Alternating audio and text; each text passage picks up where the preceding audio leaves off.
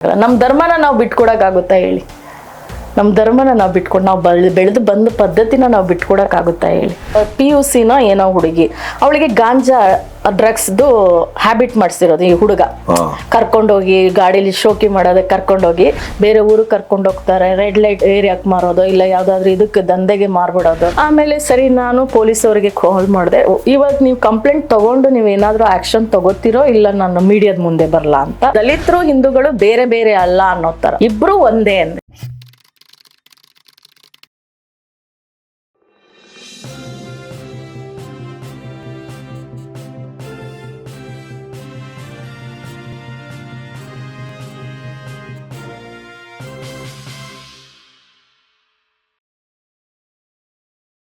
ನೀವು ಆರಂಭದಲ್ಲಿ ಈ ಲವ್ ಜಿಹಾದ್ ವಿರುದ್ಧ ಯಾಕೆ ಬಂದ್ರಿ? ಲವ್ ಜಿಹಾದ್ ಅಂತ ಹೇಳಿದ್ರೆ, ನಾನು ಒಂದು ಸಂಘಟನೆ ಕಟ್ಟಿದ್ದೆ, ಹಿಂದೂ ರಾಷ್ಟ್ರೀಯ ದಲಿತ ಸಂಘ ಅಂತ. ಅದ್ರ ಕಾನ್ಸೆಪ್ಟೇ ಹೆಂಗಿತ್ತು ಅಂತ ಹೇಳಿದ್ರೆ, ದಲಿತರಲ್ಲಿ ಹಿಂದೂಗಳೇ ದಲಿತರು ಅನ್ನೋ ತರ, ದಲಿತರು ಹಿಂದೂಗಳು ಬೇರೆ ಬೇರೆ ಅಲ್ಲ ಅನ್ನೋ ತರ, ಇಬ್ರು ಒಂದೇ ಅಂದ್ರೆ. ಹಿಂದೂಗಳಿಂದನೇ ದಲಿತರು ಅಂದ್ರೆ ಏನು? ನಾವೀಗ ಮರಾಠಿ ನಾಯಕ್ಸ್ ಬರ್ತೀವಿ, ಮರಾಠಿ ನಾಯಕ್ಸ್ ಕಲ್ಚರು, ಪೂಜೆ, ವ್ಯವಹಾರ ಪದ್ಧತಿ, ಸಂಸ್ಕೃತಿಯಿಂದ ಎಲ್ಲ ಯಾವ ರಿಲಿಜನ್ ಇಂದ ಬರುತ್ತೆ? ಹಿಂದೂ ಧರ್ಮದಿಂದ ಬರೋದು. ಅದೇನು ಬೇರೆ ಧರ್ಮದಿಂದ ಬಂದಿದೆಯಾ? ಇಲ್ಲ ನಾವು ನಮ್ಮ ಸಂಸ್ಕೃತಿ ಏನಾದ್ರು ಮುಸ್ಲಿಂ ಧರ್ಮದಿಂದ ಏನಾದ್ರು ಬಂದಿದೆಯಾ? ಇಲ್ವಲ್ಲ. ನಾವು ಬೇಸಿಕಲಿ ಹಿಂದೂ ಧರ್ಮದಲ್ಲಿ, ನಮ್ದು ಎಲ್ಲ ಹಿಂದೂ ಧರ್ಮದಲ್ಲೇ ಇರ್ಬೇಕಾದ್ರೆ ಆ ದಲಿತ ಸಂಘ ಮಾತ್ರ ಅದಕ್ಕೆ ಹಿಂದೂಗಳಿಂದ ಸಪ್ರೇಟ್ ಅಂತ ಹೇಳ್ತಾರೆ ಅಂತ ನನಗೆ ಇದುವರೆಗೂ ಲಾಜಿಕೇ ಅರ್ಥ ಆಗಿಲ್ಲ. ಅದೊಂದು ಪೊಲಿಟಿಕಲ್ ಅಜೆಂಡಾ. ಅದು ಪೊಲಿಟಿಕಲ್ ಅಜೆಂಡಾ ಅಷ್ಟೇ, ಅದು ಲಾಜಿಕೇ ಅಲ್ಲ. ಯಾಕೆಂತ ಹೇಳಿದ್ರೆ ಲಿಂಗಾಯತರನ್ನು ಅದರಿಂದ ಹೊರಗಡೆ ನಮ್ ಸಂಸ್ಕೃತಿ, ಹಿಂದೂ ಧರ್ಮ ಅಂದ್ರೆ ನಮ್ದು ಎಲ್ಲಾ ಸಂಸ್ಕೃತಿನೂ ಸೇರ್ಕೊಳ್ಳುತ್ತೆ. ನಮ್ ಪೂಜೆ, ಕೈಂಕರ್ಯಗಳಿಂದ ಹಿಡಿದು ಎಲ್ಲ ನಮ್ಮ ಉಡುಗೆ ತೊಡುಗೆಗಳು, ನಾವು ನಡೆಯೋದು ಎಲ್ಲ ಸೇರ್ಕೊಳ್ಳೋದು ಅದರಿಂದ, ಎಲ್ಲ ಅನ್ಭವಿಸೋದು ಮಾಡೋದೆಲ್ಲ ಅದೇನೆ ಅಂತೆ. ಅದೇ ದಲಿತ ಸಂಘ, ದಲಿತ ಅನ್ನೋದು ಸಪರೇಟ್ ಅನ್ನೋ ತರ ಲಾಜಿಕಲ್ಲಿ ಆ ತರ ಹೇಳ್ತಾರೆ. ಆದ್ರೆ ನಾನು ಕೃಷ್ಣ ಎಲ್ಲ ಸುಳ್ಳು ಹಾಗೆ ಹೀಗೆ ಅದೆಲ್ಲ ಅಲ್ಲ. ನಾನು ಹುಟ್ಟು ಬೆಳೆದಿರೋ ನನ್ನ ಪೂರ್ವಜರು, ನನ್ನ 10 ತಲೆಮಾರು ಇರ್ಬೋದು, 20 ತಲೆಮಾರು ಇರ್ಬೋದು, ಇಲ್ಲ 30 ತಲೆಮಾರು, ಅದನ್ನೇ ಆರಾಧಿಸ್ಕೊಂಡು ಅದನ್ನೇ ಜೀವನ ಪದ್ಧತಿನ ಬಳಸ್ಕೊಂಡು ಬಂದಿರೋರು. ಆ ಸಂಸ್ಕೃತಿನ ನಾನು ಇವ್ರು ಏನೋ ಹೇಳ್ತಾರೆ ಅಂತ ಹೇಳ್ಬಿಟ್ಟು ನಮ್ಮನ್ನ ಸಪರೇಟ್ ಮಾಡ್ಬಿಟ್ಟಿದ್ದಾರೆ ಅಂತೇಳಿ ನಾನು ನನ್ನ ಧರ್ಮನ ಬಿಟ್ಕೊಡಕ್ಕೆ ಸಾಧ್ಯನೇ ಇಲ್ಲ ಅನ್ನೋ ಕಾರಣಕ್ಕೋಸ್ಕರನ ಆ ಸಂಘಟನೆ ಕಟ್ಟಿದೆ. ಎರಡೂ ಒಂದೇ.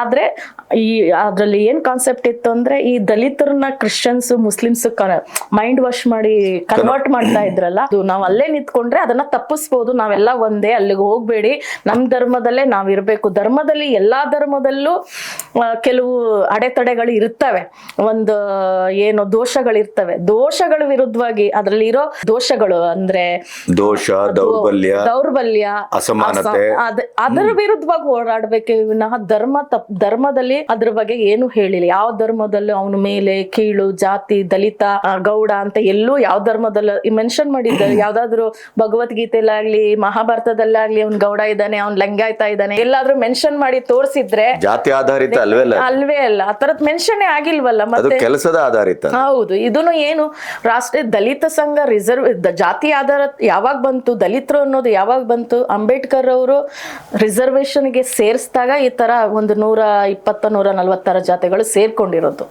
ಅಲ್ಲಿವರೆಗೂ ಎಲ್ಲ ಮೇಲೆ ಕೀಳು ಅನ್ನೋದು ಅಷ್ಟೇ ಇತ್ತು. ಬಿಟ್ರೆ ಜಾತಿ ರಿಸರ್ವೇಶನ್ ಅಂತ ಬಂದಿದ್ದು ನಮ್ಮ ಸಾಮಾಜಿಕವಾಗಿ ಆರ್ಥಿಕವಾಗಿ ಯಾರು ಹಿಂದುಳಿದಿರ್ತಾರೋ ಅವ್ರನ್ನ ಒಂದು ರಿಸರ್ವೇಶನ್ ಅಲ್ಲಿ ಹಾಕಿ ಅವರಿಗೆ ಆರ್ಥಿಕವಾಗಿ ಮುಂದೂಡಿಸ್ಬೇಕು, ಅವ್ರನ್ನ ಮೇಲ್ ತರಬೇಕು ಅನ್ನೋ ಕಾರಣಕ್ಕೋಸ್ಕರ ರಿಸರ್ವೇಶನ್ ಮಾಡಿದ್ದಾರೆ. ಅದು ಬಿಟ್ರೆ ಬೇರೆ ಏನು ಉದ್ದೇಶ ಅಂಬೇಡ್ಕರ್ದು ಇರಲಿಲ್ಲ. ಜಾತಿ ಭೇದ ಮಾಡಬೇಕು ಅನ್ನೋ ಉದ್ದೇಶ ಏನೂ ಇರಲಿಲ್ಲ. ಅದನ್ನ ಇವರು ದಲಿತದವರು ಏನೋ ಒಂದು ಅವ್ರದೇ ಒಂದು ಲಾಜಿಕಲ್ಲಿ ತಗೊಂಡೋಗಿ ಏನೋ ಮಾಡ್ತಾ ಇದ್ರು. ಅದನ್ನ ನಾವು ಆ ಥರ ಆಗಬಾರ್ದು. ಅವ್ರನ್ನ ನಾವು ಸ್ವಲ್ಪ ಡೈವರ್ಟ್ ಮಾಡಿ ನಮ್ಮ ಧರ್ಮನ ನಾವು ಬಿಟ್ಕೊಡ್ಬಾರ್ದು. ನಾವೆಲ್ಲ ಒಂದೇ, ಹಿಂದೂಗಳೆಲ್ಲ ಒಂದೇ, ನಾವು ಒಗ್ಗಟ್ಟಿರ್ಬೇಕು. ನಮ್ಮಲ್ಲಿ ಒಗ್ಗಟ್ಟಿದ್ರೆ ಮಾತ್ರ ನಾವು ಗಟ್ಟಿಯಾಗಿರೋಕೆ ಸಾಧ್ಯ. ನಮ್ಮನ್ನ ದಲಿತರು, ಆಕ್ಚುಲಿ ಇಂಡಿಯಾದಲ್ಲಿ ದಲಿತರ ಪರ್ಸೆಂಟೇಜ್ ಜಾಸ್ತಿ ಇರೋದು, ದಲಿತರದ್ದು ಜಾಸ್ತಿ. ಅವ್ರನ್ನ ಕ್ರಿಶ್ಚಿಯನ್ ಮುಸ್ಲಿಮ್ಸ್ ಅವರು ಕನ್ವರ್ಟ್ ಮಾಡ್ಕೊಂಡು ಅವ್ರಿಗೆ ಸೇರಿಸ್ಕೊಂಡು ಅವ್ರ ಬಲನ ಹೆಚ್ಚಿಸ್ಕೊಳ್ಳೋದಕ್ಕೆ ಅವರು ರಾಜಕೀಯ ತಂತ್ರ ಮಾಡ್ತಿದ್ದಾರೆ ಬಿಟ್ರೆ ಇನ್ನೇನು ಇಲ್ಲ. ಅದು ಸಾಮಾಜಿಕ ಪರಿವರ್ತನೆ ಅಲ್ಲ. ಅದು ಸಾಮಾಜಿಕವಾದ ಪರಿವರ್ತನೆ ಅಲ್ಲ. ನಮ್ಮ ಮೆಜಾರಿಟಿ ಇಂಡಿಯಾದಲ್ಲಿ ದಲಿತ ಯಾವ್ದಾದ್ರು ಮುಸ್ಲಿಂ ಸಮುದಾಯದಿಂದ ಒಂದು ಪಕ್ಷ ಅಥವಾ ಕಾಂಗ್ರೆಸ್ ಪಕ್ಷದಿಂದ ಯಾವ್ದಾದ್ರು ಒಬ್ಬ ನಾಯಕ ಬರ್ಬೇಕು ಅಂತ ಹೇಳಿದ್ರೆ, ದಲಿತರು ಹಿಂದೂಗಳ ವಿರೋಧ ಅಂತ ಹೇಳಿದ್ರೆ ಹಿಂದೂಗಳ ಪಾರ್ಟಿಗಳಿಗೆ ಯಾರು ಅವ್ರು ಓಟ್ ಹಾಕೋದಿಲ್ಲ. ಇವರಿಗೆ ಹಾಕೋದು ಅನ್ನೋ ಒಂದು ಕಾನ್ಸೆಪ್ಟ್ ಇಟ್ಕೊಂಡು ಇವ್ರನ್ನ ಅಲ್ಲ, ಈಗ ನೀವು ಹೇಳೋ ಮಾತಿಗೆ ದಾಖಲೆಗಳು ಬೇಕಾದಷ್ಟು ಸಿಗ್ತವೆ ನೋಡಿ. ಈಗ ಬಹಳ ದೊಡ್ಡ ಸಮುದಾಯ ಆಗಿದ್ದಂತ ಲಿಂಗಾಯತ ಸಮುದಾಯನೂ ಒಡೆಯೋದು. ಹೌದು. ಆಯ್ತಾ, ಈಗ ಒಂದು ಲಿಂಗಾಯತ ಸಮುದಾಯ ಏನ್ ಹೇಳ್ತದೆ, ಸ್ವಲ್ಪ ಎಡಪಂಥೀಯ ಇದಕ್ಕೆ ಹತ್ರ ಇದ್ದವರು, ನಾವು ಮುಸ್ಲಿಮರು ಎಲ್ಲ ಒಂದೇ, ನಮ್ಮ ತತ್ವ ಎಲ್ಲ ಒಂದೇ ಅಂತ ಈಗ ಭಾಷಣ ಶುರುವಾಗಿದೆ. ಹೌದೌದು. ಆತರ ಮಾಡಿದಾಗ ನಿಜಗುಣಾನಂದ ಸ್ವಾಮಿ ಎಲ್ಲ ಸೇರ್ಕೊಂಡು ಹೌದೌದು ಅಂತದ್ದೇ ಮಾಡ್ತಾ ಇದ್ದಾರೆ. ಅದು ನಮ್ಮ ಯೂನಿಟಿನ ಅಂದ್ರೆ ದಲಿತ ಸಮೂಹವನ್ನ ಒಡೆಯುವ, ಅಷ್ಟೇ, ಲಿಂಗಾಯತ ಸಮುದಾಯವನ್ನ ಒಡೆಯುವ, ಮತ್ತೆ ಇಡೀ ಅಲ್ಪಸಂಖ್ಯಾಕ ಮತ್ತು ಎಡಪಂಥೀಯ ಧೋರಣೆಗಳನ್ನ ಧ್ರುವೀಕರಣ ಮಾಡುವಂತ ಒಂದು ಅವರ ರಾಜಕೀಯ ಅಜೆಂಡಾ ಬಿಟ್ರೆ ಅದ್ರಲ್ಲಿ ಇನ್ನೇನು ತತ್ವನೇ ಇಲ್ಲ. ನಿಮ್ಗೆ ಏನಾದ್ರೂ ದಲಿತರಿಂದ ಕನ್ವರ್ಟ್ ಆಗಿ ಕ್ರಿಶ್ಚಿಯನ್ಗೆ ಹೋಗ್ಲಿ, ಮುಸ್ಲಿಮ್ಸ್ಗೆ ಹೋದ್ರೆ ನಿಮ್ ರಿಸರ್ವೇಶನ್ ಹೋಗುತ್ತೆ ಬಿಟ್ರೆ ಅಲ್ಲೂ ಇಲ್ಲ. ಮತ್ತೆ ಅಲ್ಲಿ ಅವ್ರ ಸಮಾನತೆ ಇಲ್ಲ. ಅಲ್ಲಿ ಸಮಾನತೆ ಈಗ ಮಂಗಳೂರಲ್ಲಿ ದಲಿತ ಕ್ರಿಶ್ಚಿಯನ್ ಅಂತ ಒಂದು ಕಮ್ಯುನಿಟಿ ಹೋರಾಟ ಮಾಡ್ತಾ ಇದೆಯಲ್ಲ. ಹೌದು. ಅವರಿಗೆ ಹೆಣ್ಣು ಗಂಡಿನ ಸಂಬಂಧದಲ್ಲಿ ಸಮಾನತೆ ಇಲ್ಲ, ಚರ್ಚಲ್ಲಿ ಪ್ರಾರ್ಥನೆಗೆ ಸಮಾನತೆ ಇಲ್ಲ, ಊಟದಲ್ಲಿ ಸಮಾನತೆ ಇಲ್ಲ, ಅಲ್ಲಿ ಇವರು ಪ್ರತ್ಯೇಕವೇ. ನಂದೊಂದು ಕೇಸ್ ಇತ್ತು, ಹೇಳಿಲ್ಲ, ಕಾರ್ತಿಕ್ ಅಂತ ಹೇಳ್ಬಿಟ್ಟು ಅವ್ರ ತಾಯಿ ಮತ್ತೆ ತಂದೆ ತುಂಬಾ ಪೂರ್, ಈ ಕಚ್ಚಡ ಎಲ್ಲ ಇದು ಮಾಡ್ತಾರಲ್ಲ ಆತರ ಇದು ಮಾಡೋದು, ಗಾರ್ಬೇಜ್ ಎಲ್ಲ ಇದು ಮಾಡೋದು, ಅವ್ರನ್ನ ಕನ್ವರ್ಟ್ ಮಾಡ್ಬಿಟ್ಟಿದ್ದಾರೆ. ಕನ್ವರ್ಟ್ ಮಾಡ್ಬಿಟ್ಟು ಅವ್ರಿಗೆ ಎಲ್ಲ ಫೆಸಿಲಿಟೀಸ್ ಕೊಡ್ತೀವಿ, ಅದು ಕೊಡ್ತೀವಿ, ಇದು ಕೊಡ್ತೀವಿ ಅಂತ ಹೇಳ್ಬಿಟ್ಟು ಕನ್ವರ್ಟ್ ಮಾಡಿದ್ದಾರೆ. 4 ಜನನು ಕನ್ವರ್ಟ್ ಆಗಿದ್ದಾರೆ. ಕನ್ವರ್ಟ್ ಆದ್ಮೇಲೆ ಅವ್ರ ಗಂಡ ತೀರ್ಕೊಂಡಿದ್ದಾರೆ. ಗಂಡನೆಲ್ಲ ಸಹಾಯ ಮಾಡಿದ್ದಾರೆ ಅದನ್ನೆಲ್ಲ ಮಾಡೋದಕ್ಕೆ. ಆಮೇಲೆ ಅವ್ರ ಸ್ಥಿತಿ ಹೇಗಾಗಿದೆ ಅಂದ್ರೆ, ಆ ಕಡೆ ಅವ್ರು ಹೇಳ್ತಾರೆ, ಮೇಡಮ್ ನಮ್ಮ ಧರ್ಮಕ್ಕೂ ಹೋಗಂಗಿಲ್ಲ, ಈ ಧರ್ಮಕ್ಕೂ ಹೋಗಂಗಿಲ್ಲ, ನಮ್ಮನ್ನು ಬಿಟ್ಬಿಟ್ಟಿದ್ದಾರೆ. ಅವ್ರೇನು ಅವತ್ತೊಂದೆರಡು ದಿನ ನೋಡಿದ್ರು, ಆಮೇಲೆ ಕನ್ವರ್ಟ್ ಆಗಿದ ತಕ್ಷಣ ಈಗೇನು ನಮ್ದೇನು ಕೇಳೋದು ಇಲ್ಲ, ಅವರು ನಮ್ಮನ್ನ ಸೇರ್ಸಲ್ಲ, ಈ ಕಡೆ ಇವರು ಸೇರ್ಸಲ್ಲ, ಆ ತರ ಪರಿಸ್ಥಿತಿ ಬಂದಿದೀವಿ ನಾವು.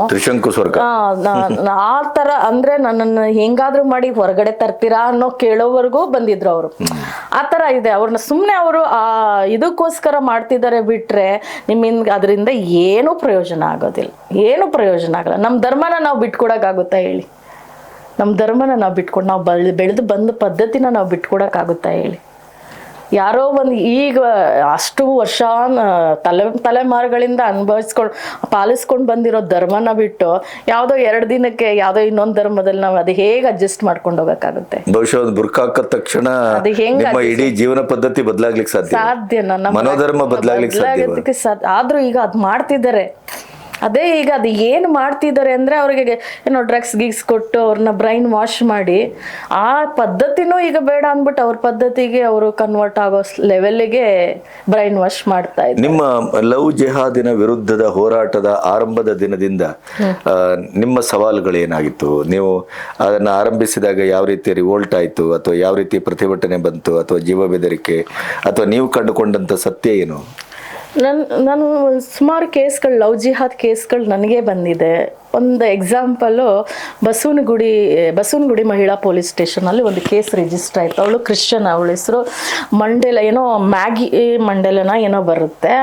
ಅವ್ರ ತಂದೆ ಕ್ರಿಶ್ಚಿಯನು, ತಾಯಿ ಹಿಂದೂ. ಅವಳು ಕಲ್ಕತ್ತಾದಲ್ಲಿದ್ದಾಗ ಒಬ್ಬ ಮುಸ್ಲಿಂ ಅವನು ಹೋಗಿ, ಅವಳು ತುಂಬ ಚೆನ್ನಾಗಿದ್ಲು, ಒಳ್ಳೆ ಮಾಡೆಲ್ ಇದ್ದಂಗಿದ್ಲು, 6 ಅಡಿ ಸ್ಲಿಮ್ಮು, ಎಷ್ಟು ಚೆನ್ನಾಗಿದ್ಲು ಅಂತ ಹೇಳಿದ್ರೆ ಕೆಲಸಕ್ಕೆ ಬಂದಿದ್ಲು ಕಾಣುತ್ತೆ. ಇಲ್ಲ, ಅವಳು ಕಲ್ಕತ್ತಾದಲ್ಲೇ ಇದ್ದಿದ್ದು. ಅಲ್ಲಿ ಅವಳು ಅವಾಗ ಒಂದು PUC ಏನೋ ಹುಡುಗಿ, ಅವಳಿಗೆ ಗಾಂಜಾ ಡ್ರಗ್ಸ್ದು ಹ್ಯಾಬಿಟ್ ಮಾಡಿಸಿರೋದು ಈ ಹುಡುಗ. ಕರ್ಕೊಂಡೋಗಿ ಗಾಡಿಲಿ ಶೋಕಿ ಮಾಡೋದಕ್ಕೆ ಕರ್ಕೊಂಡೋಗಿ ಗಾಂಜಾ ಕುಡಿಯೋತ. ಅಲ್ಲಿ ಅವ್ನು ಬೆಂಗಳೂರವನೇ, ಅಲ್ಲಿ ಅವನು ಏನೋ ಕೆಲ್ಸಕ್ಕೆ ಹೋಗಿದ್ನೋ ಏನೋ ಹೋಗಿದ್ದ, ಅವಾಗ ಸಿಕ್ಕಿರೋದು ಅವಳಿಗೆ. ಅಲ್ಲಿ ಗಾಂಜಾ ಸೇದಿ ಅವಳನಿಗೆ ಅಡಿಕ್ಷನ್ ಮಾಡಿಕೊಂಡು ಮದುವೆ ಅಲ್ಲಿಂದ ಓಡಿಸಿ ಮದುವೆ ಮಾಡಿಕೊಂಡು ಇಲ್ಲಿಗೆ ಬಂದಿದ್ದ. ಅವನು ಇದ್ದಿದ್ದು ಇಲ್ಲಿ ಶ್ರೀರಾಮ್ಪುರದಲ್ಲಿ ಇದ್ದ. ಅವಳು ಸ್ಲಮ್ ಅಲ್ಲಿ ಇರ್ಬೇಕು. ಅವಳದ್ದು ಕೆಲಸ ಮಾಡ್ತಾ ಇದ್ದವರಲ್ಲ, ಕೆಲಸ ಮಾಡೋರು ನನಗೆ ಫೋನ್ ಮಾಡಿ ಹೇಳಿದ, ಈ ಥರ ಒಂದು ಕೇಸ್ ಇದೆ, ಅದನ್ನು ಹೆಂಗೆ ಸಾಲ್ವ್ ಮಾಡ್ತೀರಾ ಅಂತೇಳಿ. ಆಯಿತು ಕಳಿಸಿ ಅಂತ ಬಂದಿದ್ಲು. ಬಂದಾಗ ಅವಳು ನೋಡಿದ ತಕ್ಷಣ ನನಗೆ ಶಾಕ್ ಆಯಿತು, ನನಗೂ ಶಾಕ್ ಆಯಿತು, ನಮ್ಮ ಹಸ್ಬೆಂಡ್ಗೂ ಶಾಕ್ ಆಯಿತು. ಅವ್ನು ನೋಡ್ಬಿಟ್ಟು ಅಂತ ಇನ್ನೂ ಶಾಕ್ ಆಗೋಯ್ತು. ಒಳ್ಳೆ ಚಪ್ಪರ್ ಇದ್ದಂಗೆ ಇದ್ದಾನೆ, ಅವಳು ನೋಡಿದ್ರೆ ಹೇಗಿದ್ದಾಳೆ, ತುಳಿದು ಮುಟ್ಟೋ ಥರ ಇದ್ದಾಳೆ. ಸರಿ ಏನಾಯ್ತಮ್ಮ ಅಂದರೆ, ಈ ಥರ ನನ್ನ ಕರ್ಕೊಂಡು ಬಂದು ಮದುವೆ ಆಗಿ ಬುರ್ಕಾ ಹಾಕ್ಕೊಂಡು ಅವ್ರ ಮನೇಲಿ ಇರೋ ಥರ ತುಂಬ ಸ್ಟ್ರಿಕ್ಟು, ನಮಾಜ್ ಮಾಡಬೇಕು, ಬುರ್ಕಾ ಹಾಕಬೇಕು, ಅದು ತಿನ್ಬೇಕು ಇದು ತಿನ್ಬೇಕು, ಆ ಥರ ಎಲ್ಲ ತುಂಬ ಟಾರ್ಚರ್ ಮಾಡ್ತಾ ಇದ್ದಾರೆ. ನನಗೆ ಒಂದು ಮಗು ಆಗಿದೆ, 2 ವರ್ಷ ಆಗಿದೆ. ನನಗೆ ಮಗುನೂ ಬೇಡ, ನನಗೆ ಇವನೂ ಬೇಡ, ಇಲ್ಲಿಂದ ನನ್ನ ಊರಿಗೆ ಹೋಗ್ತೀನಿ, ನನಗೆ ಹೆಂಗಾದ್ರೂ ಮಾಡಿ ಇವರಿಂದ ಬಿಡುಗಡೆ ಮಾಡಿಸಿ ಕಳಿಸಿ ಅಂತ ಹೇಳಿ ಹೊಡೆದಾಕ್ಬಿಟ್ಟಿದ್ದ, ಚೆನ್ನಾಗಿ ಹೊಡೆದಿದ್ದ. ಪಾಪ ಅವಳು ಮುಖ ಎಲ್ಲ ಇದಾಗಿತ್ತು. ಸರಿ, ಹೋಗಿ ಬಸವನಗುಡಿ ಪೊಲೀಸ್ ಸ್ಟೇಷನ್ ಅಲ್ಲಿ ಕಂಪ್ಲೇಂಟ್ ಕೊಟ್ವಿ, ಎಲ್ಲ ಸಿಚುವೇಶನ್ ಹೇಳಿದ್ವಿ. ಅವ್ರಿಗೂ ಇನ್ಸ್ಪೆಕ್ಟರ್ ಅವ್ರಿಗೂ ಅರ್ಥ ಆಯ್ತು ಏನಿದೆ ಸಿಚುವೇಶನ್ ಅಂತ. ಸರಿ ಅಂತ ಹೇಳ್ಬಿಟ್ಟು ಅವನ್ನ ಕರ್ಸಿದ್ವಿ. ಕರ್ಸಿ ಅವಳಿಗೆ ಯಾಕಪ್ಪ ಈ ತರ ಇದ್ ಮಾಡ್ತೀಯಾ, ಅವಳಿಗೆ ಇಷ್ಟ ಇಲ್ಲ ಅಂದ್ರೆ ನೀನೇನಕ್ಕೆ ಫೋರ್ಸ್ ಮಾಡ್ತೀಯಾ, ಹಂಗೆಲ್ಲ ಫೋರ್ಸ್ ಮಾಡಕ್ ಆಗೋದಿಲ್ಲ ನೀನು ಅಂತ ಹೇಳೋದು. ಅವ್ನು ತುಂಬಾ ಕನ್ವಿನ್ಸ್ ಮಾಡಕ್ ನೋಡ್ದ, ನಾನು ಮಾತಾಡಕ್ ನೋಡ್ದ, ಹೆಂಗಾದ್ರೂ ಮಾಡಿ ಕಳಿಸಿ ಅಂತ. ನಂಗೆ ಗೊತ್ತಿತ್ತಲ್ಲ ಇದು ಸಿಚುವೇಶನ್ ಹಿಂಗಿದೆ ಅಂತ. ಇವಳನ್ನ ಇಲ್ಲಿಂದ ಓಡಿಸಿದ್ರೆ ಅವಳು ಬದುಕಿರ್ತಾಳೆ, ಇವನ್ ಜೊತೆನೆ ಇದ್ರೆ ಕೊಲೆನೂ ಮಾಡ್ಬಿಡ್ತಾಳೆ. ಅಂದ್ರೆ ಅವಳು ಕೆಲ್ಸಕ್ಕೆ ಹೋಗ್ಬೇಕಾದ್ರೂ ಇವನೇ ಡ್ರಾಪ್ ಮಾಡೋದಂತೆ, ಪಿಕ್ ಮಾಡ್ಬೇಕಾದ್ರೂ ಇವನೇ ಡ್ರಾಪ್ ಮಾಡೋದು, ಬುರ್ಕಾದಲ್ಲೇ ಹೋಗ್ಬೇಕು, ಎಲ್ಲೋದ್ರೂ ಹಿಂದೆ ಫಾಲೋ ಮಾಡೋದು. ಅವ್ನು ಕೆಲಸ ಮಾಡಲ್ಲ, ಇವಳು ಕೆಲಸ ಮಾಡಿ ಅವ್ನ ಸಾಕ್ಬೇಕು, ಅವನೇನು ಮಾಡೋದಿಲ್ಲ. ಆ ಸಿಚುವೇಶನ್ ಅಲ್ಲಿ ಮತ್ತೆ ಏನಾದ್ರು ಒಂಚೂರು ಹೆಚ್ಚು ಕಮ್ಮಿ ಆಯ್ತು ಅಂತ ಹೇಳಿದ್ರೆ ಗಾಡಿಲಿ ಕೂರ್ತಿರ್ತಾನಂತೆ, ಗುದ್ಬಿಡ್ತೀನಿ ಅಂತ ಹೇಳ್ಬಿಟ್ಟು ಬಸ್ಸಿಗೆಲ್ಲ ತಾಗ್ಸಕ್ ಹೋಗೋದಂತೆ, ವೆಹಿಕಲ್ಗೆ ಗುದ್ಬಿಡ್ತೀನಿ, ಏನಾದ್ರು ಹೆಚ್ಚಿಗೆ ಮಾತಾಡಿದ್ರೆ ಸಾಯಿಸ್ಬಿಡ್ತೀನಿ ಅಂತ. ಆ ತರ ಎಲ್ಲ ಮಾಡಿ ಕೈಕಾಲೆಲ್ಲ ಗಾಯ ಆಗಿರೋದೆಲ್ಲ ತೋರಿಸಿದ್ಲು. ನಮ್ಗೆ ಇವೆಲ್ಲ ಗೊತ್ತಾಯ್ತಾ. ಆಮೇಲೆ ನಾವು ಹೇಳಿದ್ವಿ, ಇನ್ಮೇಲೆ ಇವಳು ಸವಾಸಕ್ಕೆ ಬರಬಾರ್ದು ಅಂತ ಅವನ ಹತ್ರ ರಿಟರ್ನ್ ಕಂಪ್ಲೇಂಟ್ ತಗೊಂಡು, ಅವನೇನಾದ್ರು ಅವಳು ಬರೋದಾದ್ರೆ ಕರ್ಕೊಂಡು ಹೋಗ, ಅವಳು ಬರಕ್ ರೆಡಿ ಇಲ್ವಲ್ಲ, ನೀನು ಇನ್ನು ಟಾರ್ಚರ್ ಮಾಡಬಾರ್ದು ಅಂತ ಹೇಳ್ಬಿಟ್ಟು ಪೊಲೀಸವರು ವಾರ್ನ್ ಮಾಡಿದ್ರು. ಅವಳು ಇಷ್ಟ, ಅವಳು ಏನಾದ್ರು ಮಾಡ್ಕೊಳ್ಳಿ ಅಂತ. ಅಲ್ಲಿಂದ ನಾವು ಹಂಗೆ ಕಂಪ್ಲೇಂಟ್ ಇಸ್ಕೊಂಡು ಅವಳು ಅವತ್ತಿನ ದಿನನೇ ಅವಳು ಊರು ಬಿಟ್ಟು ಹೋಗ್ಬಿಟ್ಲು. ಅವಳು ಫೋನ್ ನಂಬರು ಇಲ್ಲ, ಏನೂ ಇಲ್ಲ. ಯಾಕಂದ್ರೆ ಇವಳಿಂದ ಪಾರಾದ್ರೆ ಸಾಕು ಅನ್ನೋ ಲೆವೆಲ್ಗೆ ಅವಳು ಬಂದ್ಬಿಟ್ಟಿದ್ಲು. ಮಗುನು ಬಿಟ್ಟು ಹೋಗ್ಬಿಟ್ಲು ಅವಳು. ಈಗ ಏನಾಗಿದ್ದಾಳೋ ಏನೋ ನಮಗೂ ಗೊತ್ತಿಲ್ಲ. ಮಗುನು ಬೇಡ, ಅವಳು ಮಗುನೇ ಬೇಡ ಮೇಡಮ್, ನನ್ಗೇನು ಬೇಡ, ನನ್ಗೆ ಇಲ್ಲಿಂದ ಹೊರಗಡೆ ಹೋದ್ರೆ ಸಾಕು, ಅಷ್ಟೊಂದು ಟಾರ್ಚರ್ ಮಾಡಿದ್ರು. ಏನು ಅವಳು ಆ ಲೆವೆಲಲ್ಲಿ ಇದ್ದವಳನ್ನ ಇವರು ಕಟ್ಟಾಕೊಂಡು ಬುರ್ಕಾ ಹಾಕೊಂಡು ಹಿಂಗೆ ಇರಬೇಕು ಹಂಗೆ ಇರಬೇಕು, ಆಗೋದಿಲ್ಲ. ನಾವು ಸ್ವತಂತ್ರವಾಗಿ ನಾವು ಬೆಳೆದಿರೋರು ಈಗ ಒಂದು ದೈಹಿಕ ಅಟ್ರಾಕ್ಷನ್ ಅಲ್ಲಿ ಆ ಏಜ್ ಅಲ್ಲಿ ಒಂದು 18-19 ವರ್ಷದಲ್ಲಿ ಅಟ್ರಾಕ್ಷನ್ ಆಗಿ ಹೋಗ್ಬೋದು, ಅದೆಲ್ಲ 4 ದಿನ ಅಷ್ಟೇ. ಅದಾದ್ಮೇಲೆ ಅವರು ಅದನ್ನ ನಮ್ಗೆ ಅಡ್ಜಸ್ಟ್ ಮಾಡ್ಕೊಂಡು ಹೋಗೋಕೆ ಯಾವುದೇ ಕಾರಣಕ್ಕೂ ಸಾಧ್ಯ ಆಗೋದಿಲ್ಲ. ನಾವು ಫ್ರೀ ಆಗಿ ಬೆಳೆದವ್ರಲ್ವಾ, ನಮ್ಗೆ ಯಾವ್ದು ರಿಸ್ಟ್ರಿಕ್ಷನ್ ಇಲ್ಲ. ನಮ್ಗೆ ಈ ತರನೇ ಇರಬೇಕು ಹಾಗೇ ಇರಬೇಕು ಅಂತ ನಮ್ಮ ಧರ್ಮದಲ್ಲಿ ಏನು ಹೇಳ್ಕೊಡಲ್ಲ. ನಿಮ್ಮ ಇಚ್ಛೆ ಅಂತ ನೀವಿರೋದು ನಮ್ಮ ಧರ್ಮದಲ್ಲಿ ಹೇಳ್ಕೊಡುತ್ತೆ. ಯಾವುದು ರಿಸ್ಟ್ರಿಕ್ಷನ್ ಇಲ್ಲ, ಸ್ವತಂತ್ರ. ನಾವು ಹೆಣ್ಣು ಮಕ್ಕಳಾಗ್ಲಿ ಗಂಡು ಮಕ್ಕಳಾಗ್ಲಿ ಸ್ವತಂತ್ರ. ಆದ್ರೆ ಒಂದು ಕಟ್ಟಡ ಇರುತ್ತೆ, ಅದ್ರ ಬಿಟ್ಟು ಇನ್ನೆಲ್ಲ ಸ್ವತಂತ್ರ. ನಮ್ಮ ಉಡುಗೆ ತೊಡುಗೆಗಳಾಗ್ಲಿ, ನಮ್ಮ ಊಟ ಗೀಟ ಯಾವುದಕ್ಕೂ ನಾವು ಯಾವುದು ನಮ್ದು ಅಡೆತಡೆಗೆ ಅಂಥವ್ರು ನಾವು ಹೋಗಿ ನೀವು ಅಲ್ಲಿ ಹಾಕಿದ್ರೆ ಅವ್ರಿಗೆ ಬದುಕಕ್ಕೆ ಆಗೋದಿಲ್ಲ. ಅದು 4 ದಿನ ಅಟ್ರಾಕ್ಷನ್ಗೆ ಹೋಗ್ತಾರೆ. ನೆಕ್ಸ್ಟ್ ಅವ್ರಿಗೆ ಅದ್ರದ್ದು ಇದು ಗೊತ್ತಾದ್ಮೇಲೆ ಅಲ್ಲಿಂದ ಓಡ್ ಬರೋದಕ್ಕೇನೆ ಕಾಯ್ತಾರೆ. ಈ ತರ ಒಂದು ಕೇಸ್ ಆದ್ರೆ, ಇನ್ನೊಂದು ಕೇಸು ಒಂದು ಪ್ರಾಸ್ಟಿಟ್ಯೂಷನ್ ರೈಡ್ ಆಗಿರೋದು. ರೈಡ್ ಆಗಿತ್ತು. ರೈಡಲ್ಲಿ ಒಬ್ಳು ಹುಡುಗಿನ ಕರ್ಕೊಂಡ್ಬರ್ತಾಳು. ಅವಳು ಮರಾಠಿ ಅಂತೆ, ಮರಾಠಿ ಅವಳು. ನಾನು ಯಾಕೆ ಬುರ್ಕಾ ಎಲ್ಲ ಹಾಕೊಂಡಿದ್ದೀರಿ, ಹೆಸರು ಮಾತ್ರ ಹಿಂಗಿದೆ ಅಂತ ಕೇಳಿದೆ. ಅದಕ್ಕೆ ನಾನು ಹಿಂದೂನೇ ಆಗಿದ್ದೆ ಮೇಡಮ್, ಚೆನ್ನೈಯಲ್ಲಿದ್ದೆ. ನನಗೆ 2 ಮಕ್ಕಳಿದ್ರು, ಹೆಣ್ಣು ಮತ್ತು ಒಂದು ಗಂಡು ಮಗು ಇತ್ತು. ಈ ಥರ ಒಬ್ಬ ಮುಸ್ಲಿಮ್ಸು ನನ್ನ ಲವ್ ಮಾಡ್ತೀನಿ ಅಂತ ಕರ್ಕೊಂಡು ಬಂದ್ಬಿಟ್ಟು ಪ್ರಾಸ್ಟಿಟ್ಯೂಷನ್ ಕೆಲಸಕ್ಕೆ ಸೇರಿಸ್ಬಿಟ್ಟಿದ್ದಾನೆ. ಈಗ ನನ್ನ ಮಗನ ನೋಡಿದ್ರೆ ಕಡ್ದಾಕ್ಬಿಡ್ತೀನಿ ಅನ್ನೋ, ಅಂದರೆ ಅಷ್ಟು ಮರ್ಯಾದೆನೇ ಹೋಗ್ಬಿಟ್ಟಿದೆ ಅವ್ರಿಗೆ. ನಾನು ನೋಡಿದ್ರೆ ಅವ್ರು ಕಡ್ದಾಕ್ತೀನಿ ಅನ್ನೋ ಲೆವೆಲಲ್ಲಿ ನನ್ನ ಮಕ್ಕಳಿದ್ದಾರೆ. ಅಲ್ಲೂ ಹೋಗೋಕ್ಕಾಗಲ್ಲ, ಈ ಕಡೆ ಇಲ್ಲೂ ಇರೋಕ್ಕಾಗಲ್ಲ, ಈ ದಂಧೆನೇ ಮಾಡ್ಕೊಂಡು ಇದ್ದೀನಿ ಅಂತ ಹೇಳ್ತಾಳೆ. ಅಂದ್ರೆ ಹ್ಯೂಮನ್ ಟ್ರಾಫಿಕ್ ಕೂಡ ಆಗುತ್ತೆ, ಈ ಲವ್ ಜಿಹಾದ್ ಎಲ್ಲ ಆಗುತ್ತೆ. ಆ ಥರ ತುಂಬಾ ಕೇಸ್ಗಳಿದೆ. ಹ್ಯೂಮನ್ ಟ್ರಾಫಿಕಿಂಗ್ ಕೇಸಲ್ಲಿ ನಾನು ತುಂಬಾ ಕೇಸ್ ನೋಡಿದ್ದೀನಿ. ಅದರಲ್ಲಿ ಈ ಥರನೇ ಆಗೋದು. ನಿಮ್ಮನ್ನ ಲವ್ ಮಾಡ್ತೀವಿ ಅಂತ ಕರ್ಕೊಂಡು ಹೋಗ್ತಾರೆ, ಬೇರೆ ಊರಿಗೆ ಕರ್ಕೊಂಡು ಹೋಗ್ತಾರೆ, ರೆಡ್ ಲೈಟ್ ಏರಿಯಾಕ್ ಮಾರೋದು, ಇಲ್ಲ ಯಾವ್ದಾದ್ರು ಇದಕ್ಕೆ ದಂಧೆಗೆ ಮಾರ್ಬಿಡೋದು, ಯೂಸ್ ಮಾಡೋವರೆಗೂ ಯೂಸ್ ಮಾಡ್ಕೋತಾರೆ, ಆಮೇಲೆ ಮಾರ್ಬಿಡ್ತಾರೆ.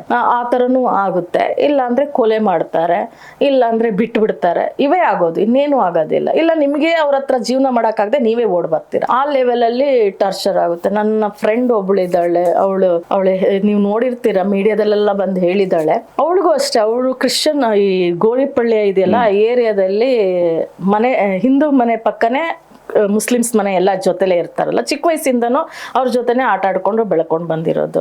ಅವಳು ಪಕ್ಕದ ಮನೆಯವ್ರು ಮುಸ್ಲಿಮ್ಸ್ ಅವರು, ಅವಳು ಇವಳು ಫ್ರೆಂಡ್ ಜೊತೆ ಆಟ ಆಡ್ತಾ ಆ ಅಣ್ಣನಿಗೆ ಲವ್ ಆಗಿರೋದು. ಪಕ್ಕದ ಮನೆ ಹುಡುಗಿ ಅವ್ರ ಅಣ್ಣಂಗ್ ಲವ್ ಆಗಿ ಕನ್ವರ್ಟ್ ಆಗಿ ಮದ್ವೆ ಆಗಿ ಅವಳಿಗೆ ಕೊಟ್ಟಿರೋ ಟಾರ್ಚರ್ ಅವ್ಳು ಹೇಳಿದಾಗ ನಿಜವಾಗ್ಲೂ ಕಣ್ಣಲ್ಲಿ ನೀರ್ ಬರುತ್ತೆ. ನೀವು ಸಂವಾದದಲ್ಲೆಲ್ಲ ಅವಳು ವಿಡಿಯೋ ಬಂದಿದೆ, ಅವಳು ನನ್ಗೆ ಗೊತ್ತು. ತುಂಬಾ ಹಿಂಸೆ, ಮಾಂಸ ತಿನ್ನು, ದನದ ಮಾಂಸ ತಿನ್ನು ಅಂತ ಹಿಂಸೆ. ಇದು ಏನಂತ ಹೇಳಿದ್ರೆ ಬುರ್ಕಾ ಹಾಕೊಳ್ಳೋದು, ಊಟ ಇಲ್ಲ, ಕೆಲ್ಸಕ್ಕೆ ಹೋಗ್ಬೇಕು, ಎಲ್ಲೂ ಓಡಂಗಿಲ್ಲ, ಹೊಡೆದಾಕೋದು, ಹೊಡಿಯೋದು, ಬಡಿಯೋದು, ಹೆಣ್ಮಕ್ಳಿಗೆ ಹಿಂಸೆ ಕೊಡೋದು, ಆತರ ಎಲ್ಲ ಟಾರ್ಚರ್. ಆ ಟಾರ್ಚರ್ ಅವಳ ಅವಳು ಓಡ್ ಬಂದು ಈಗ ಹಿಂದೂ ಹುಡುಗನ ಹಿಂದೂ ಕನ್ವರ್ಟ್ ಆಗಿ ಹಿಂದೂ ಕನ್ವರ್ಟ್ ಆಗಿ ಈಗ ಆರಾಮಾಗಿ ಜೀವನ ಮಾಡ್ತಿದ್ದಾಳೆ. ಈ ತರ ನಿಮ್ಗೆ ದಿನಾ ಬೆಳಿಗ್ಗೆ ಆದ್ರೂ ಒಂದೊಂದು ಸ್ಟೋರಿ ನಮ್ಮ ಸುತ್ತಮುತ್ತಲು ನಡೀತಾನೆ ಇರುತ್ತೆ. ಆದ್ರೆ ಇದನ್ನ ನೋಡಿ ಹೆಣ್ಣು ಮಕ್ಕಳು ಅರ್ಥನೇ ಮರೆಯಲಿಕ್ಕೆ ಸಾಧ್ಯ ಇಲ್ಲದಂತ ಕೆಲವು ಕೇಸ್ಗಳನ್ನು ಹೇಳಿ. ಮರೆಯಕ್ಕೆ ಸಾಧ್ಯ ಇಲ್ಲ ಅಂತ ಹೇಳೋ ಕೇಸ್ ಅಂತ ಹೇಳಿದ್ರೆ, ಒಂದು ನೇಪಾಳದ್ದು ಅವನು ಚಿಕನ್ ಅಂಗಡಿಲಿ ಕೆಲಸ ಮಾಡ್ತಾ ಇದ್ದ. ಮತ್ತೆ ಅವಳು ಮದುವೆ ಆಗಿ 2 ಮಕ್ಳಿದ್ರಂತೆ. ಅವರು ಅಣ್ಣ ತಂಗಿಗೆ ಅಕ್ಕ ತಂಗಿನ ಕೊಟ್ಟಿರೋದು. ನೇಪಾಳಿಂದ ಬಂದು ಇಲ್ಲಿ ಬೆಂಗಳೂರಲ್ಲಿ ಪರಪನಗ್ರಹದಲ್ಲಿ ಕೆಲಸ ಮಾಡ್ತಾ ಇದ್ರು. ಅವಳು ಒಂದು ಫ್ಲಾಟ್ ಅಲ್ಲಿ ಮನೆ ಕೆಲಸ ಮಾಡಕ್ ಹೋಗ್ತಿದ್ದಾಳೆ. ಅಲ್ಲಿ ಸೆಕ್ಯೂರಿಟಿ ಗಾರ್ಡ್ ಆಗಿ ಒಬ್ಬ ಮುಸ್ಲಿಮ್ಸ್ 19 ವರ್ಷದ ಹುಡುಗ ಅವಳನ್ನ ಲವ್ ಜಿಹಾದ್ ಮಾಡ್ಕೊಂಡು ಅವಳನ್ನೇನೋ ಇದ್ ಮಾಡ್ಕೊಂಡು ಇವನ್ ಕಡೆ ಗಂಡನ ಕಡೆನೆ ಗಮನ ಇಲ್ಲದೆ, ಮಕ್ಳ ಕಡೆನೆ ಗಮನ ಇಲ್ದಿದ್ದಂಗೆ ಮೈಂಡ್ ಎಲ್ಲ ಡೈವರ್ಟ್ ಮಾಡಿ ಅವಳು ಮಗುನು 2 ಮಕ್ಕಳನ್ನು ಕರ್ಕೊಂಡು ಅವನ ಜೊತೆ 19 ವರ್ಷದ ಹುಡುಗನ ಜೊತೆ ಅಸ್ಸಾಂಗೆ ಓಡೋಗ್ಬಿಟ್ಟಿದ್ದಾಳೆ. ಅಸ್ಸಾಂಗೆ ಓಡೋಗಿದ್ದಾಳೆ. ಅಲ್ಲಿ ಓಡೋಗಿ 1 ವಾರ ತಿರುಗಿದ್ದಾರೆ ಪೊಲೀಸ್ ಸ್ಟೇಷನ್ಗೆ. ನೇಪಾಳದ ಹುಡುಗ ಹೋಗಿ ಕಂಪ್ಲೇಂಟ್ ಕೊಡಿ, ಕಂಪ್ಲೇಂಟ್ ತಗೊಟ್ಟು ನನ್ನ ಹೆಂಡತಿ ಕಾಣಿಸ್ತಾ ಇಲ್ಲ, 1 ವಾರ ಆಯ್ತು, ಇದು ಹುಡುಕ್ ಕೊಡಿ ಅಂತ. 1 ವಾರ ಆದ್ರೂ ಒಂದು ಕಂಪ್ಲೇಂಟ್ ಲಾರ್ಜ್ ಆಗಿಲ್ಲ. ಹೋಗ್ಲಿ ಒಂದು ಮಿಸ್ಸಿಂಗ್ ಕಂಪ್ಲೇಂಟ್ ಅಂತಾನು ತಗೊಂಡಿಲ್ಲ, FIR ಲಾರ್ಜ್ ಮಾಡ್ಲಿಲ್ಲ. ಅವತ್ತೇನೋ ನಾವು BBMPಗೆ ಏನೋ ಕಂಪ್ಲೇಂಟ್ ಕೊಡೋಕೆ ಅಂತ ಹೋಗಿದ್ವಿ ನಾವು ಸಂಘಟನೆಯಿಂದ. ಅವಾಗ ಈ ತರ ಹೋರಾಟ ಮಾಡ್ತಾರ ಒಬ್ರು ಇದ್ದಾರೆ ಅಂತ ಹೇಳಿ, ನನ್ನ ಲಾಯರ್ ಇದ್ದಾರೆ ಅಂತ ಹೇಳಿ ನನಗೆ ಕರ್ಕೊಂಡ್ ಬಂದಿದ್ರು. ಏನಾಯ್ತು ಅಂತೆಲ್ಲ ಕೇಳಿದೆ. ಅವಾಗ ಹಿಂಗಾಗಿದೆ, ಪೊಲೀಸವ್ರು ಏನು ರಿಯಾಕ್ಟ್ ಮಾಡ್ತಾ ಇಲ್ಲ ಅಂತ. ಅವ್ರೆಂತಾರಂದ್ರೆ ನಿನ್ನ ಹೆಂಡ್ತಿನೇ ಓಡೋಗಿದ್ರೆ ನಾವೇನ್ ಮಾಡಕ್ಕಾಗುತ್ತೆ ಅನ್ನೋ ತರ ಕೇರ್ಲೆಸ್ ಆಗಿ ಇದ್ ಮಾಡ್ತಾ ಇದ್ರಂತೆ. ಆಮೇಲೆ ಸರಿ ನಾನು ಪೊಲೀಸ್ ಅವರಿಗೆ ಕಾಲ್ ಮಾಡಿದೆ.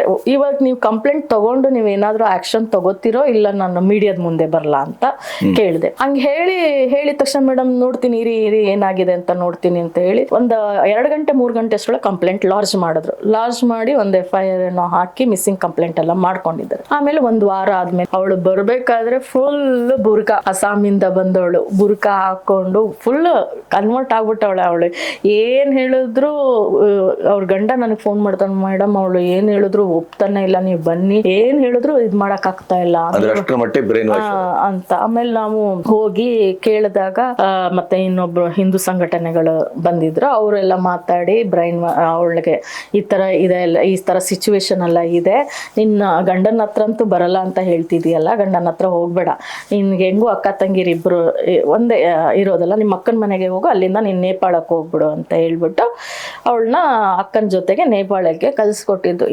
ಹೆಂಗೆ ಅಂದ್ರೆ ಅವರು ಅಲ್ಲಿಗೆ ಕನ್ವರ್ಟ್ ಆಗ್ಬಿಟ್ರೆ ನಿಮ್ಗೆ ಗಂಡನೂ ಬೇಡ ಮಕ್ಳು ಬೇಡ, ಆ ಲೆವೆಲ್ಗೆ ಅವರು ಡೈವರ್ಟ್ ಆಗ್ಬಿಡ್ತಾರೆ. ಅದು ಯಾವ ಡೈವರ್ಟ್ ಆಗ್ತಾರೋ, ಅದೇನು ಡ್ರಗ್ಸ್ ಕೊಡ್ತಾರೇನೋ ಅಥವಾ ಏನ್ ಮಾಡ್ತಾರೆ ಅಂತಾನೆ ಗೊತ್ತಾಗೋದಿಲ್ಲ.